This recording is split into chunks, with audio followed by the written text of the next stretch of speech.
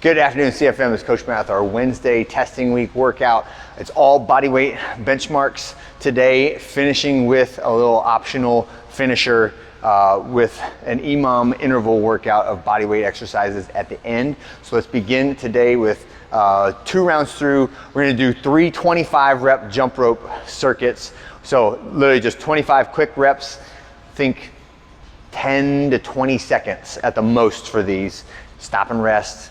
10 to 20 seconds again, stop and rest, 10 to 20 seconds again. So I'm getting 3 little 25 rep blips and then moving on to the next one. So band pull downs.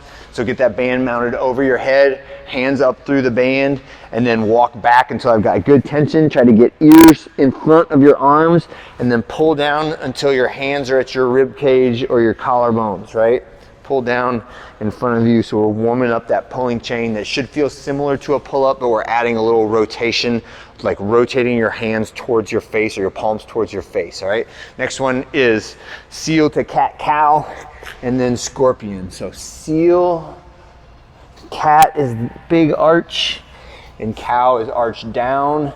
And then after we finish 4 reps of those, then we'll move to the scorpion stretch. So again, this is all spine and abs just loosening up, getting those ready for bracing and movement alternately, okay? Let's see, last one. Grip and shoulder warm up. So if you want to do some monkey hang, that will be fine. If you want to do a little bit of ring rows, that would be fine. If you want to do some kipping, that'd be fine. If you want to do some pushing work, that'd be fine. The remainder of the exercises for today are going to be at your discretion, and there's no way to do all of them, right? So I have listed a lot of things in the strength and in the max rep benchmarks for body weight, and I would like for you to pick 4 at the most is what I would say, depending on who you are, right? Let's say you can do a 125-pound weighted pull-up, then if you're gonna go that heavy, you're gonna spend that much time on a 1 rep max weighted pull-up, you're probably gonna have to cut the other benchmarks short, right? If you wanted to do multiple benchmarks, I would recommend doing the weighted 1 rep max ones first, and then the higher rep kipping ones second.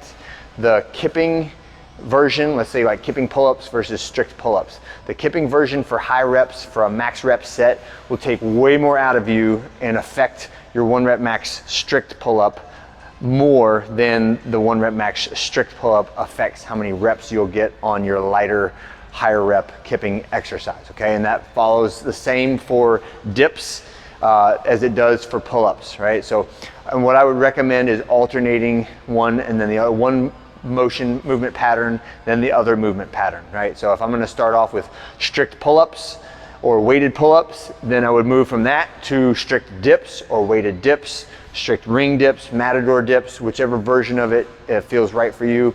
And then I would go to the max rep exercises. So I would do like, next it would be like max reps of kipping pull-ups or max reps of strict pull-ups if I did weighted pull-ups.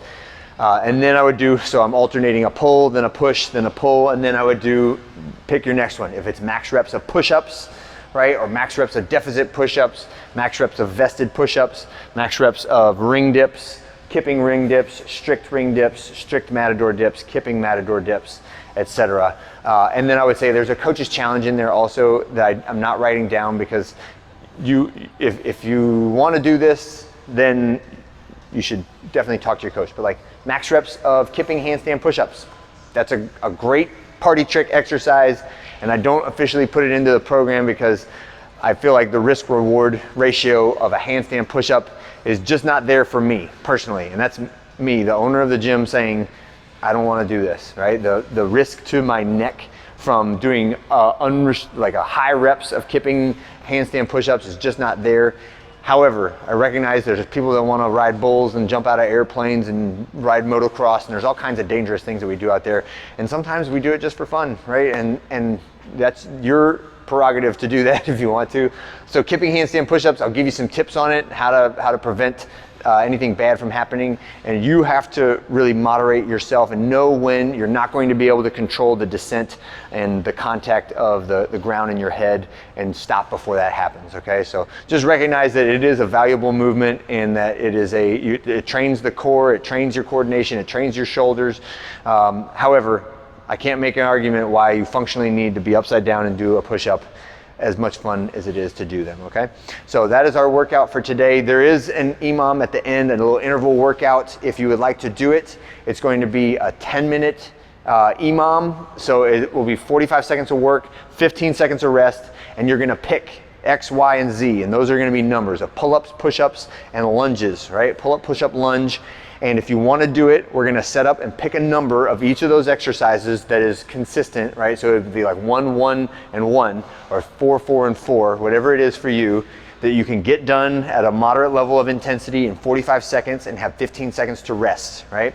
And so the goal is to pick a number and stick with that number all the way through all 10 minutes. So let's say it's 3 pull-ups, 3 push-ups, 3 lunges on each leg, and that takes you 45 seconds. You recover for 15 and then do it again 10 rounds in a row. And if you get close to missing that interval, or let's say it takes you 55 seconds on round number 6, then I want you to subtract 1 from that. So then on round number 7, you would do 2, 2, and 2 instead of 3, 3, and 3. But try to focus on making the interval every time, never taking a full minute off, always doing something during the minute, and adjusting as necessary to maintain an effort level and that 45-15 work-rest ratio, okay? And that is it for today. And again, sorry, that interval workout is optional, and you may feel free to just take the entire workout just to do bodyweight benchmarks if you want to, or if you would rather do that 10-minute workout, right, you can do a handful of strict pull-ups, handful of strict dips, and then move on to that 10-minute workout at your discretion, okay? And that is it for today. I hope you guys have a great one. I'll see you on Thursday.